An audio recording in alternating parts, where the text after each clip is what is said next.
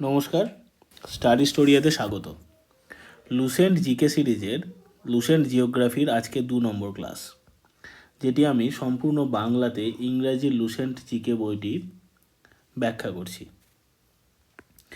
দেখো, যতদূর পর্যন্ত ক্লাস হয়েছিল তারপরে আমাদের আছে বিশ্ব, মহাবিশ্ব বা ইউনিভার্স। ইউনিভার্সে কাকে বলে, কি বলে, সমস্তটি আমাদের বাংলাতে বলা আছে। মহাবিশ্বকে সাধারণত সমস্ত ভৌত পদার্থ এবং শক্তি, গ্রহ, নক্ষত্র, ছায়াপথ, আন্তঃগ্যালাকটিক স্থানের বিষয়বস্তু সহ বিদ্যমান সমস্ত কিছু সামগ্রিকতা হিসাবে সংজ্ঞায়িত করা হয়। মানে আমরা বিশ্ব সম্বন্ধে সমস্ত কিছুকেই বলি। মহাবিশ্বের অধ্যয়নকে কসমোলজি নামে পরিচিত। অধ্যয়ন কসমোলজি বলা হয়। কসমোলজি শব্দটি কসমস মানে মহাবিশ্ব এবং লোগো মানে বিজ্ঞান থেকে এসেছে। এরপর বলা আছে গ্যালাক্সি বা ছায়াপথ। গ্যালাক্সি কি? একটি ছায়াপথ হলো কোটি কোটি নক্ষত্রের একটি বিস্তীর্ণ সিস্টেম, যেটিতে প্রচুর পরিমাণে গ্যাসের মেঘ, প্রধানত হাইড্রোজেন গ্যাসের এবং ধুলো রয়েছে, যা একই ধরনের সিস্টেম থেকে মহাকাশে বিচ্ছিন্ন। এটি মহাবিশ্বে প্রায় 100 বিলিয়ন গ্যালাক্সি, মানে যদি আমি লিখি 10⁻11 গ্যালাক্সি রয়েছে এবং প্রতিটি গ্যালাক্সিতে গড়ে 100 বিলিয়ন নক্ষত্র রয়েছে বা স্টার রয়েছে, মানে যেটিকে আমরা লিখতে পারি 10⁻11 স্টার রয়েছে। এবং টোটাল মানে মহাবিশ্বে মোট নক্ষত্রের সংখ্যা যেগুলি আমরা ক্যালকুলেট করতে পেরেছি সেটিতে হচ্ছে 10⁻22 স্টার্স। এরপর Milky Way. Milky Way galaxy হলো পৃথিবী এবং আমাদের সৌরজগতের আবাসস্থল। এটি আকারে সর্পিল। বিগ ব্যাংয়ের 5 বিলিয়ন বছর পর মিল্কি ওয়ে গ্যালাক্সি গঠিত হয়েছিল।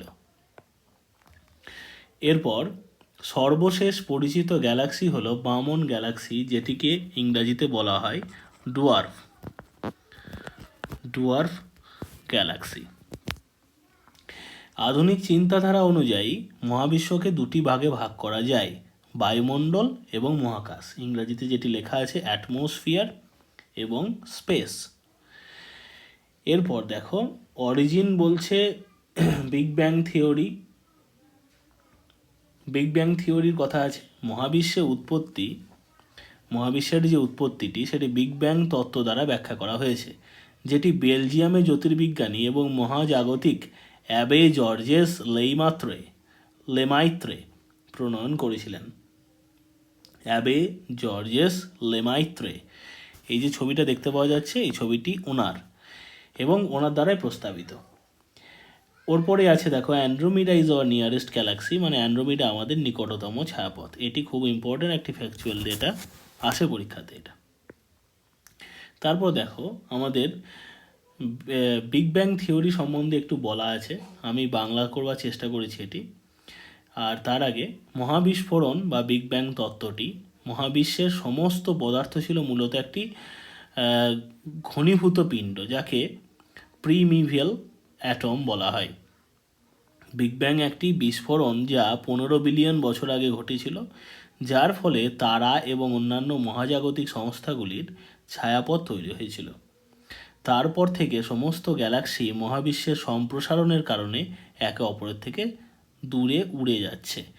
আমরা জানি যে লাল এবং নীল নক্ষত্রের উপর নির্ভর করে আমরা কোনো লাল সরণ বা নীল সরণ যেটি বলা হয় তার উপর নির্ভর করে আমরা জানতে পারি, যেটি হাবল টেলিস্কোপ দ্বারা ধরা পড়েছে, যে প্রত্যেকটি নক্ষত্র একে অপরের থেকে দূরে সরে যাচ্ছে। এরপর theory regarding the origin of the universe, এটি আমি লুসেন্টের বই থেকেই নিয়েছি ছকটি। দেখো, বিগ ব্যাং থিওরিটি কে দিয়েছেন না, জর্জ ল্যামাইত্রে। এনার নাম জর্জ ল্যামাইত্রে। স্টেডি স্টেট থিওরি, মানে যেমন আছে তেমনি আছে, সেই থিওরিটি কে দিয়েছেন না, থমাস গোল্ড এবং হারমান বন্ডি। এই দুজন, এনার নাম হচ্ছে থমাস গোল্ড এবং এনার নাম হচ্ছে হারমান বন্দি। আর পালসেটিং ইউনিভার্স থিওরি, অ্যালেন সুন্দেস, এনার ছবিটি আমি ইন্টারনেটে পাইনি খুঁজে। ঠিক আছে, তাহলে কে কোন তত্ত্বের আবিষ্কর্তা এটি তোমাদেরকে মুখস্থ করতে হবে। পালসেটিং ইউনিভার্স থিওরির আবিষ্কর্তা হচ্ছেন অ্যালেন সন্দেশ। হিগস বোসন কণা, হিগস বোসন আছে আমাদের। হিগস বোসন কণাটি কি? পদার্থবিদ্যার স্ট্যান্ডার্ড মডেলের একটি মৌলিক কণা। 1960-এর দশকে পিটার হিগস এবং অন্যান্য পদার্থবিদরা একটি তত্ত্বের অংশ হিসাবে প্রথম ভবিষ্যৎবাণী করেছিলেন যে কোনো কণার ভর রয়েছে, কেন কণার ভর রয়েছে তা ব্যাখ্যা করে।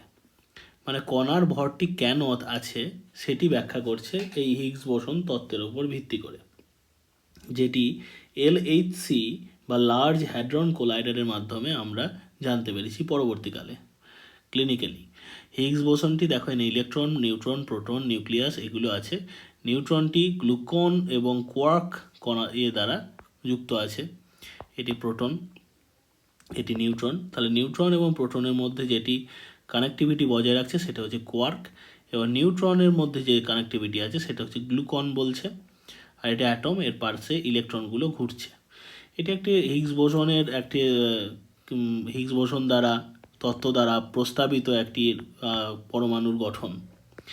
এরপর হিগস বোসন হিগস ক্ষেত্রের মাধ্যমে অন্যান্য কণার সাথে মিথস্ক্রিয়া করে, যা সমস্ত স্থান জুড়ে রয়েছে। হিগস বোসন এবং একটি কণার মধ্যে মিথস্ক্রিয়া শক্তি এর ভর নির্ধারণ করে। হিগস বোসন না থাকলে কণার ভর থাকতো না এবং মহাবিশ্ব খুব আলাদা দেখাতো, মানে অন্যরকম দেখাতো।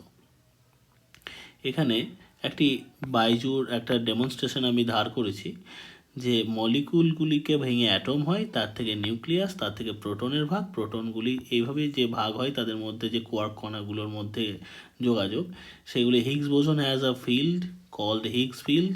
This field acts as a syrup. It slows down the protons and start to clot, forming matter. এগুলি ক্লট বেঁধে গেলে কোনো পদার্থ তৈরি করে। যাই হোক, এরপর হচ্ছে হিগস বোসন প্রথম 2012 সালে সুইজারল্যান্ডের সার্নে লার্জ হ্যাড্রন কোলাইডার বা এলএইচসি শনাক্ত করা হয়েছিল। বিজ্ঞানীরা অত্যন্ত উচ্চ গতিতে প্রোটনের সাথে সংঘর্ষ করে হিগস বোসন সহ কণার ঝর্ণা তৈরি করে। মানে অনেক কণা আগে একটা লম্বা 27 কিলোমিটার লম্বা একটি টানেলের মধ্য দিয়ে পাঠানো হয়, এবং হিগস বোসন কণার এই বোসনগুলি অন্যান্য কণাগুলিতে দ্রুত ক্ষয়প্রাপ্ত হয়, যা এলএইচসি বা লার্জ হ্যাড্রন কোলাইডারের আশেপাশে দ্বৈত আবিষ্কারক দ্বারা শনাক্ত করা হয়েছিল। যাই হোক, এরপর হচ্ছে হিগস বোসন আবিষ্কারটি কণা পদার্থবিদ্যার একটি প্রধান মাইল ফলক ছিল, কারণ এটি স্ট্যান্ডার্ড মডেলে একটি মূল দিক নিশ্চিত করেছে। এটি গবেষণার নতুন পথ উন্মুক্ত করেছে, কারণ বিজ্ঞানীরা হিগস বোসনের বৈশিষ্ট্যগুলি অন্বেষণ করে চলেছেন এবং স্ট্যান্ডার্ড মডেলের বাইরে নতুন কণা এবং ঘটনাগুলি অনুসন্ধান করছেন।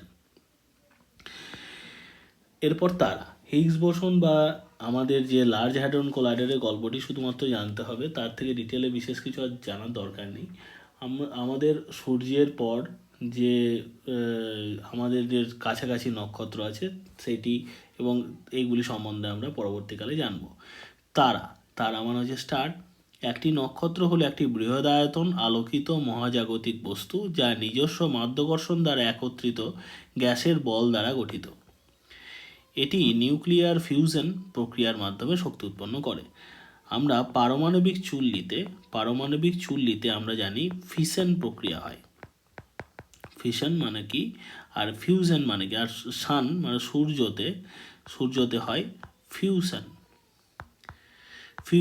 এই ফিউশন প্রক্রিয়ার মাধ্যমেই যেটা নিউক্লিয়ার বিক্রিয়া হয়, সেগুলির মাধ্যমেই এই হাইড্রোজেন পরমাণুগুলি হিলিয়াম গঠনের জন্য একত্রিত হয়। ফিউশন প্রক্রিয়ার দ্বারা উৎপাদিত শক্তি আলো এবং তাপ হিসেবে নির্গত হয়, যা পৃথিবী থেকে আমাদের কাছে তারাকে দৃশ্যমান করে তোলে। এটা হচ্ছে তারার গঠন কার্য। এরপর তারাগুলি বিভিন্ন আকার, রং এবং তাপমাত্রায় আসে, এবং হার্টজ-স্প্রাং-রাসেল HR ডায়াগ্রাম নামে একটি সিস্টেম অনুসারে তাদের শ্রেণীবদ্ধ করা হয়। তাহলে তারাদের শ্রেণীবদ্ধ করার পদ্ধতিটির নাম কি? হার্টজ-স্প্রাং-রাসেল ডায়াগ্রাম। এটি একটি কোশ্চেন, তারা মহাবিশ্বে একটি গুরুত্বপূর্ণ ভূমিকা পালন করে, কারণ তারা গ্রহ এবং জীবন গঠনের জন্য প্রয়োজনীয় ভারী উপাদান তৈরি করে এবং বিতরণ করে। তারা বিকিরণ এবং শক্তি নির্গত করে, যা পৃথিবীতে জীবনকে টিকিয়ে রাখে এবং মহাবিশ্বকে আরও আকর্ষণীয় এবং বৈচিত্র্যময় করে তোলে। তারাগুলি বিভিন্ন আকার, রং এবং তাপমাত্রায় আসে।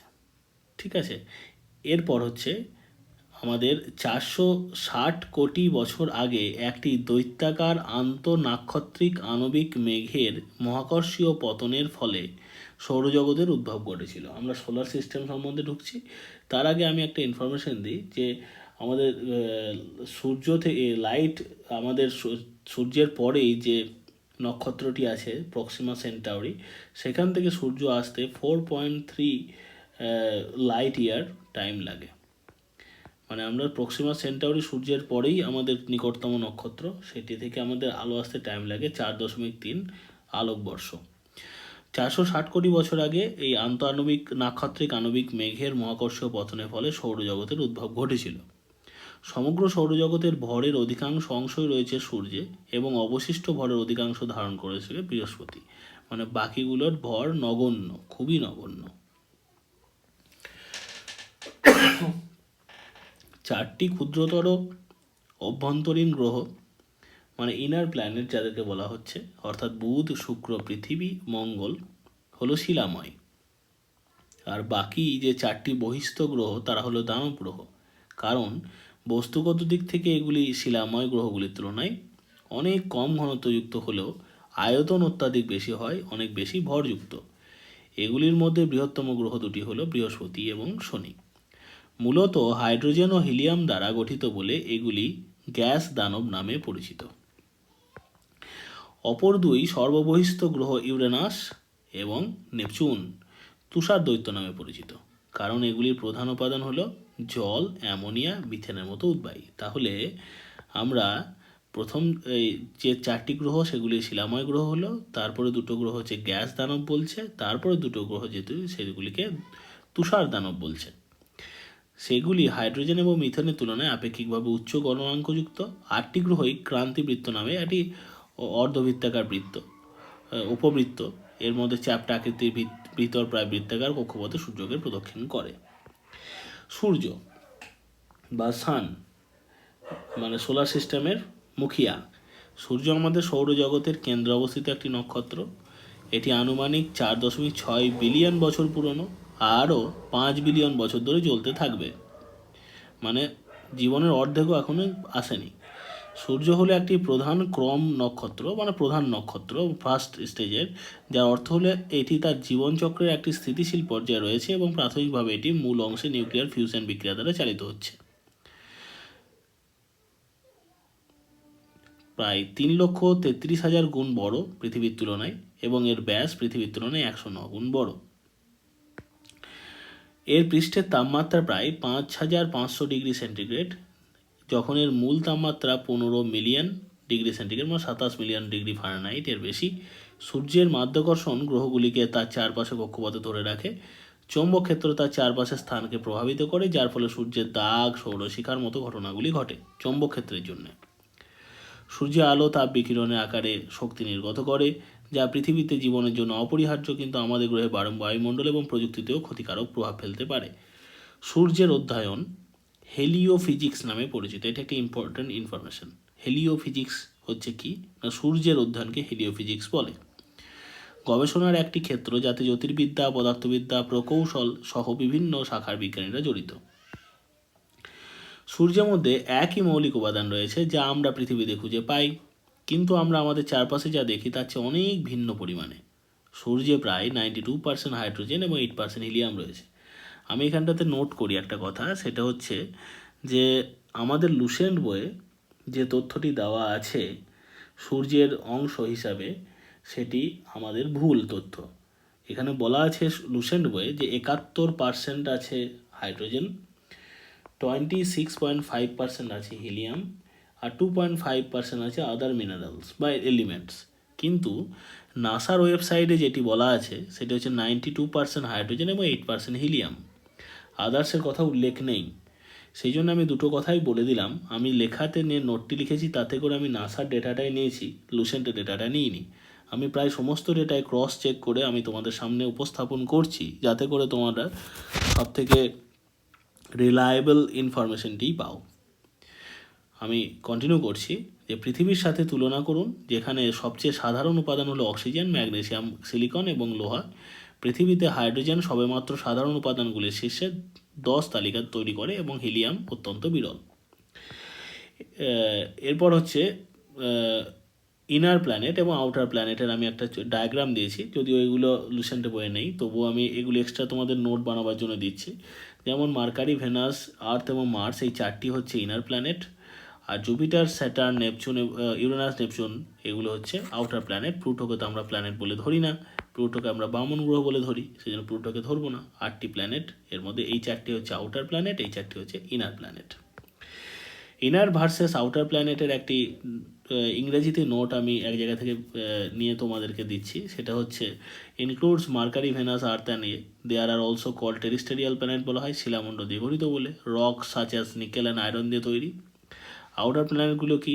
গ্যাস জায়ান্টস বলা হয়, Jupiter, Saturn, Neptune. Longer orbit, সূর্য থেকে ঘোরে, এবং নিউমারাস মুনস অ্যান্ড রিংস থাকে, বুঝতেই পারছো শনির গায়ের রিং দেখে, এবং এগুলিতে ডাস্ট এবং আদার স্মল পার্টিকেলগুলো এর চারিদিকে ঘোরে, এনসার্কেল করে ঘোরে এর চারিদিকে।